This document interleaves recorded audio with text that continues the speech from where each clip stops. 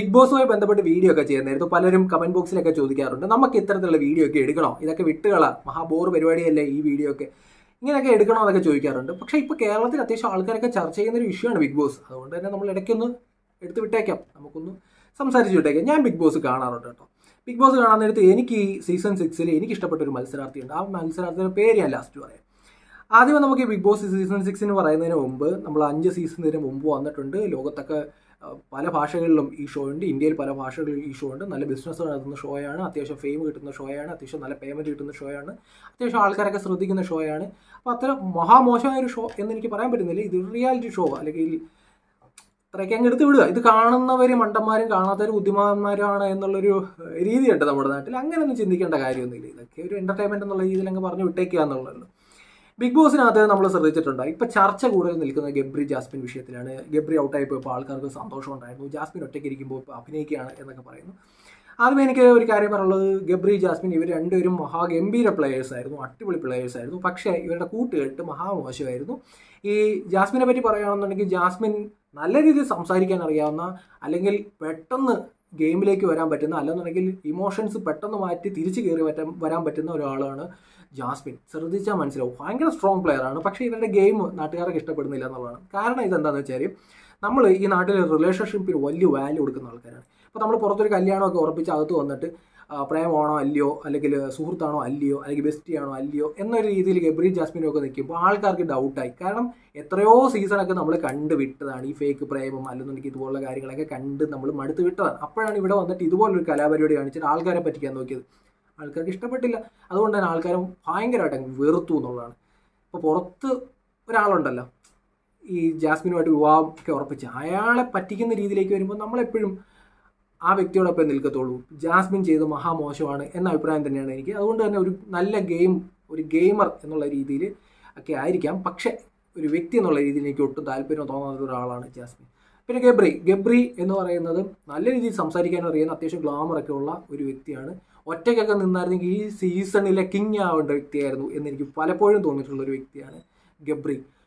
നല്ല മനോഹരമായിട്ട് സംസാരിക്കും, കൗണ്ടർ അടിക്കും, കാര്യങ്ങളൊക്കെ സംസാരിക്കും. അതുപോലെ തന്നെ ഇമോഷൻസിനെ കൺട്രോൾ ചെയ്ത് തിരിച്ചു വരാൻ പറ്റുന്ന, ഗെയിമിൽ അത്യാവശ്യം ഒരു 90% കൊടുക്കുന്ന ഒരാളാണ് ഗബ്രി. പക്ഷേ ഗബ്രിയെ വെറുത്ത ഈ ജാസ്മിൻ ഗബ്രി കോംബോ ആണ്. അതുകൊണ്ട് തന്നെ പുള്ളിക്കാരൻ ഔട്ടായി വീട്ടിൽ പോയിട്ടുണ്ട്. പിന്നെ ജിൻഡോനെ നിങ്ങൾ ശ്രദ്ധിച്ചു കഴിഞ്ഞാൽ, ഈ ഷോയിൽ വരുന്നതിന് മുമ്പേ ജിൻഡോനെ ശ്രദ്ധിക്കുന്ന ഒരാളാണ് ഞാൻ. ഒരു ബോഡി ബിൽഡർ എന്നുള്ള രീതിയിൽ പേജൊക്കെ ശ്രദ്ധിക്കാറുണ്ടായിരുന്നു. അപ്പോൾ ജിൻഡോ വന്നപ്പം എനിക്ക് പുതിയൊരു ഫേസ് അല്ലായിരുന്നു. പക്ഷേ ജിൻഡോയുടെ പ്രത്യേകത എനിക്ക് തോന്നിയത്, പുള്ളി കള്ളം പറയും. എപ്പോഴും എവിടെയെങ്കിലും ഒരു കള്ളം പറഞ്ഞു കഴിഞ്ഞാൽ ആൾക്കാർ പിന്നെ വിശ്വസിക്കത്തില്ല. അതൊരു സത്യമായ ഒരു കാര്യമാണ്. ആദ്യമൊക്കെ മണ്ടനായിട്ട് കാണിച്ചു, പിന്നെ ഒരു നിഷ്കളങ്കനായിട്ട് കാണിച്ചു, ചെറിയ ഡാൻസും ഒക്കെ കാണിച്ച് ആൾക്കാരുടെ ഹൃദയത്തിലേക്ക് കയറി. പിന്നെ പുള്ളി വെറുപ്പിക്കാൻ തുടങ്ങിയായിരുന്നു. ഈ വെറുപ്പിക്കാൻ തുടങ്ങിയപ്പോൾ ഈ ഗബ്രിയും ജാസ്മിനും ഓപ്പോസിറ്റ് നിന്നതുകൊണ്ട് അവർ മഹാവെറുപ്പീരായതുകൊണ്ട് ജിൻഡോനെ ആൾക്കാർ ഇഷ്ടപ്പെട്ടു എന്നുള്ളതാണ്. പക്ഷേ ജിൻഡോ ഒരു കിങ് എന്നുള്ള ഒരു നിലവാരത്തിലേക്ക് വന്നിട്ടില്ല. പഴയ ഓരോ സീസൺ നോക്കിയാലും എല്ലാ സീസണിലും ഒരാൾ കാണും കിങ് ആയിട്ട്. അങ്ങനെ ഒരു വ്യക്തിയായിട്ട് ജിൻഡോയ്ക്ക് ഉയർന്നു വരാൻ പറ്റുന്നില്ല. പലപ്പോഴും ജിൻഡോ സംസാരിക്കുന്ന രീതി പതറുന്ന രീതിയാണ്, തിരിച്ച് കൗണ്ടർ അടിക്കാൻ പറ്റാത്ത രീതിയാണ്. അങ്ങനെ കുറേ കമ്മ്യൂണിക്കേഷൻ എന്നുള്ള രീതിയിൽ ജിൻഡോയ്ക്ക് പരിമിതികളുണ്ട്. എന്നാലും ജിൻഡോ ഗെയിം ആയിട്ട് മുമ്പോട്ട് വന്നു, ഒരു ഗെയിം ക്രിയേറ്റ് ചെയ്യുന്നുണ്ട്, കോണ്ടന്റ് ക്രിയേറ്റ് ചെയ്യുന്നുണ്ട്, ഷോയ്ക്ക് ആവശ്യമുള്ള കാര്യങ്ങളൊക്കെ കൊടുക്കാൻ ശ്രമിക്കുന്നുണ്ട്. പക്ഷേ കിങ് എന്നുള്ള നിലവാരത്തിലേക്ക് അളിയൻ എത്തുന്നില്ല എന്നുള്ളതാണ് സത്യം. പിന്നെ സായി, നമ്മുടെ സീക്രട്ട് ഏജന്റ്, എനിക്ക് ഭയങ്കര പ്രതീക്ഷയുള്ളൊരു വ്യക്തിയായിരുന്നു. കാരണം നമ്മളെ പോലുള്ള കോണ്ടന്റ് ക്രിയേറ്റേഴ്സിൻ്റെ ഇടയ്ക്ക് നിന്ന് ഒരാൾ വരുന്നു, അയാൾക്ക് ഒരു സപ്പോർട്ട് ഉണ്ടാവണമെന്ന് ആത്മാർത്ഥമായിട്ട് ഞാൻ ആഗ്രഹിച്ചിട്ടുണ്ടായിരുന്നു. പക്ഷേ പുള്ളി പോയി അകത്ത് നിശബ്ദനായി. പക്ഷേ ഒരു പണി അടിച്ച് കിട്ടും എന്നൊരു തോന്നലുകൊണ്ടായിരിക്കാം പുള്ളിക്കാരൻ നിശബ്ദനായിട്ട് അങ്ങ് മാറി നിന്നു. ഇപ്പം ഗെയിം എന്ന് പറയുമ്പോൾ പുള്ളി പലതും ട്രൈ ചെയ്യുന്നുണ്ട്, പക്ഷേ ഏൽക്കുന്നില്ല. പുള്ളി കാറിലിരുന്ന് റിവ്യൂ പറയുന്നതായിരുന്നു നല്ലത്. ഇപ്പോൾ എത്രയോ സിനിമ വന്നുപോയി, ആ സിനിമയിൽ നിന്നൊക്കെ അത്യാവശ്യം നല്ല വരുമാനം കിട്ടിയാനെ. എന്നാലും പുള്ളിക്ക് പോയിട്ട് എന്തെങ്കിലും ഒരു ബെനിഫിറ്റ് ഉണ്ടായെന്ന് ചോദിച്ചാൽ ഇല്ല. അത്യാവശ്യം ശത്രുക്കൾ ആരൊക്കെ ഉണ്ടെന്ന് മനസ്സിലായെന്ന് തോന്നുന്നു. ഇപ്പോൾ കൂടെ നിൽക്കുന്നവരൊക്കെ വീഡിയോ ചെയ്തിട്ടുണ്ട് സീക്രട്ടിനെതിരായിട്ട്. അപ്പോൾ അതുകൊണ്ട് സീക്രട്ടിന് മനസ്സിലായെന്ന് തോന്നുന്നു ശത്രുക്കളാരും ബന്ധുക്കളാരും മിത്രങ്ങളാരതൊക്കെ. ഒരു 2 അഭിഷേകസ് ഈ സീസണിൽ കിങ് ആവാൻ ഏറ്റവും യോഗ്യൻ എന്ന് ഞാൻ വിശ്വസിക്കുന്ന ഒരാളാണ് അഭിഷേകസിനെ എതിർക്കാൻ ആശയവും എതിർക്കാൻ വ്യക്തികളും ഉണ്ടായിരുന്നു. ടോക്സിക് ആയിട്ടുള്ള പല കോണ്ടന്റും വിറ്റുപോയിട്ടുള്ള ഇടമാണ് ബിഗ് ബോസ്. അതുകൊണ്ട് തന്നെ അഭിഷേകിന് സ്പേസ് ഉണ്ടായിരുന്നു. പക്ഷേ മഞ്ഞക്കാർഡൊക്കെ കിട്ടിക്കഴിഞ്ഞതിന് ശേഷം പുള്ളിക്കാരൻ ഒതുങ്ങി ഒരു സൈഡിലേക്ക് മാറി, ഇപ്പോൾ ഒന്നും ചെയ്യാൻ പറ്റാതെ മാറിയിരിക്കുന്ന ഒരു അവസ്ഥ. അഭിഷേക് പക്ഷേ പക്ക ഒരു ബിഗ് ബോസ് മെറ്റീരിയലായിരുന്നു അഭിഷേകസ്. പക്ഷെ പുള്ളിക്കാരനും ഡൗൺ ആയിപ്പോയി. പിന്നെ അർജുൻ പെട്ടെന്ന് ഭയങ്കര ഫാൻ ബേസ് ഒക്കെ ഉണ്ടായ ഒരാളാണ് അർജുൻ ഫാൻസ് എന്നുള്ള രീതിയിലൊക്കെ പല പേജുകളും ഞാൻ കണ്ടായിരുന്നു. അർജുൻ്റെ പഴയ വീഡിയോസൊക്കെ എടുത്ത് മാസ് BGM ഒക്കെ കയറ്റി വിടുന്നുണ്ടായിരുന്നു. അർജുൻ പിന്നെ പോയി ഗബ്രി, ജാസ്മിൻ, അപ്സര കോംബോയ്ക്കകത്ത് വിട്ടു. പുള്ളിക്കാരൻ ഇല്ലാതായിപ്പോയി. പിന്നെ ആകെ കൂടി അതിനകത്ത് ശ്രീതുമായിട്ടുള്ളൊരു കോംബോ കളിക്കാൻ നോക്കുന്നുണ്ട്. ശ്രീതുവും വന്ന് ക്യൂട്ടൊക്കെ എക്സ്പ്രഷൻ ഇട്ടൊക്കെ കൊടുത്തു നോക്കി, പക്ഷേ കോണ്ടന്റ് കൊടുക്കുന്നില്ല. അപ്പം ഇവർ തമ്മിലുള്ളൊരു സംഭവമൊക്കെ മാക്സിമം ഇവർ യൂസ് ചെയ്യാൻ നോക്കി ബിഗ് ബോസ്, പക്ഷേ ഏൽക്കുന്നില്ല. ഒരു സൈഡിലേക്ക് മാറിയിരിക്കുന്നൊരവസ്ഥ. ഇൻസ്റ്റാഗ്രാമിലൊക്കെ നോക്കിക്കഴിഞ്ഞാൽ അർജുൻ്റെ ഫോളോവേഴ്സ് ഭയങ്കരമായിട്ട് ഇടിച്ച് കയറിയിട്ടുണ്ടായിരുന്നു. പക്ഷെ ഇപ്പം അങ്ങ് നിന്നുപോയി. കാരണം അതിനകത്ത് കോണ്ടന്റ് ഒന്നും കൊടുക്കാൻ പറ്റാതെ അർജുൻ ഇങ്ങനെ അങ്ങ് നിൽപ്പാണ്. ഒരു സൈഡിൽ മാറിയിരിക്കുന്ന കാണാം, ഉറക്കം തൂങ്ങിയൊക്കെ ഇരിക്കുന്ന കാണാം. പുള്ളിക്കാരനെ കൊണ്ട് പറ്റുന്നില്ല, വയ്യാത്തൊരവസ്ഥയിലേക്ക് പോയിട്ടുണ്ട്. പിന്നെ ഇതിനകത്ത് ഋഷി മുടിയൻ എന്നുള്ള രീതിയിൽ ഇടയ്ക്കൊക്കെ ഡാൻസ് സ്റ്റെപ്പും ഒക്കെ കാണിക്കുന്നു എന്നുള്ളതല്ലാതെ പുള്ളിക്കാരിൽ നിന്നും ഒന്നും കിട്ടുന്നില്ല. ബിഗ് ബോസിൽ ആ ഷോയ്ക്ക് വേണ്ടി ഒന്നും കിട്ടുന്നില്ല. ശ്രീലേഖ ഇടയ്ക്കൊക്കെ ചില പ്രോഗ്രാമിൽ കയറി കൊളുത്തുന്നുണ്ട്. ശ്രീലേഖ ഇപ്പം അവയവദാനവുമായി ബന്ധപ്പെട്ടൊരു സ്കെറ്റ് കളിച്ചിട്ടുണ്ടായിരുന്നു. അതിനൊക്കെ ഭയങ്കര ഒരു രസമുണ്ടായിരുന്നു. പക്ഷേ ഗെയിമർ എന്നുള്ള രീതിയിൽ പുള്ളിക്കായിരിക്കും കയറി വരാൻ പറ്റുന്നില്ല. നോറ അലമ്പാണ്, ബഹളം വെച്ച് നമ്മളെ വെറുപ്പിക്കുകയാണ്.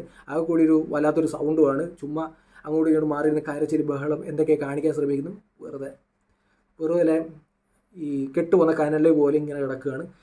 പിന്നെ ഊതി കത്തിക്കാൻ പലപ്പോഴും പലരും ശ്രമിക്കുന്നുണ്ട്, പക്ഷെ കത്തുന്നില്ല, ഇങ്ങനെ കിടക്കുക. സിജോ എന്ന് പറയുന്ന നേരത്ത് കോണ്ടന്റ് ക്രിയേറ്റർ ആയിരുന്നു. പുള്ളി ഒരു ഇടിയൊക്കെ കൊണ്ടതിന് ശേഷം, റോക്കിയുടെ കയ്യിൽ നിന്ന് ഇടിയൊക്കെ കൊണ്ടതിന് ശേഷം ആൾക്കാർക്കിടയിൽ ഒരു സഹതാപമൊക്കെ ഉണ്ടായി. പുള്ളി അകത്ത് തിരിച്ചു കയറിയിട്ട് കനൽ തിരിയാണ്, തീപ്പൊരിയാണെന്നൊക്കെ സ്വയം പൊങ്ങി എന്നുള്ള രീതിയിലൊക്കെ 2-3 ഡയലോഗ് അടിക്കുന്നത് കേട്ടു. ഇതിന് ശേഷം പുള്ളി ഒന്നും ചെയ്യുന്നില്ല. പുള്ളിക്ക് എന്തോ ഒരു ഭാവമുണ്ട്, പുള്ളി എന്തോ സംഭവമാണ്, ആ ഭാവമേ ഉള്ളൂ. പുള്ളി കളിക്കുന്നില്ല, കാര്യങ്ങളൊന്നും കൈ നിൽക്കുന്നില്ല.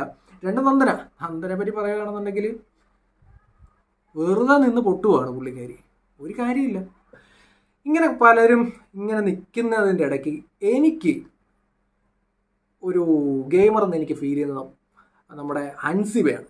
അൻസിബ സിനിമയിലൊക്കെ നമ്മൾ കണ്ടിട്ടുണ്ട്. അൻസിബയുടെ പ്രത്യേകത ക്വാളിറ്റിയാണ്. ക്വാളിറ്റി എന്ന് പറയുമ്പോൾ അനാവശ്യമായ രീതിയിൽ സംസാരിക്കാതിരിക്കുക, കൃത്യമായ രീതിയിൽ പോയിന്റ് പറയുക, കൃത്യമായ രീതിയിൽ അടിച്ചിടുക. കുറച്ചുകൂടെ എനർജി ഇട്ടിട്ട് അൻസിബ കളിക്കാൻ നിന്ന് കഴിഞ്ഞാൽ ഈ സീസൺ 6 ഏറ്റവും ബെസ്റ്റ് ഗെയിമർ അൻസിബയായിരിക്കും എന്നാണ് എനിക്ക് തോന്നുന്നത്. ഋഷിയായിട്ടുള്ള അൻസിബയുടെ ഒരു ഫ്രണ്ട്ഷിപ്പ് ആയാലും ഭയങ്കര ക്വാളിറ്റി ഉണ്ട്. അതിന് ഭയങ്കര ക്വാളിറ്റി കാര്യങ്ങൾ ഈ ആൾക്കാരിലേക്ക് ആ സാധനം എത്തുന്നുണ്ട്. ഇപ്പോൾ നമ്മൾ ദൃശ്യം സിനിമയിലൊക്കെ കണ്ടിട്ടുള്ള അൻസിബ അത്യാവശ്യം ഫേമസ് ആണ്, പരിചയപ്പെടുത്തേണ്ടാത്ത മുഖമാണ്. പക്ഷേ ഷോയിലേക്ക് വന്നപ്പോഴത്തേന് ഓരോ പ്രവൃത്തിയും വാക്കിലും പക്ക ക്വാളിറ്റി. അൻസിബ കൃത്യമായി പറഞ്ഞ ഒരു സൈലന്റ് ഗെയിമറാണ്. എൻ്റെ ഫേവറേറ്റ് ഈ ബിഗ് ബോസ് സീസൺ 6 അൻസിബയാണ്. ശരണ്യെ പറ്റി ഞാൻ പറയുന്നില്ല, പുള്ളിക്കാരി ഒരു സൈഡിൽ ഇരുന്ന്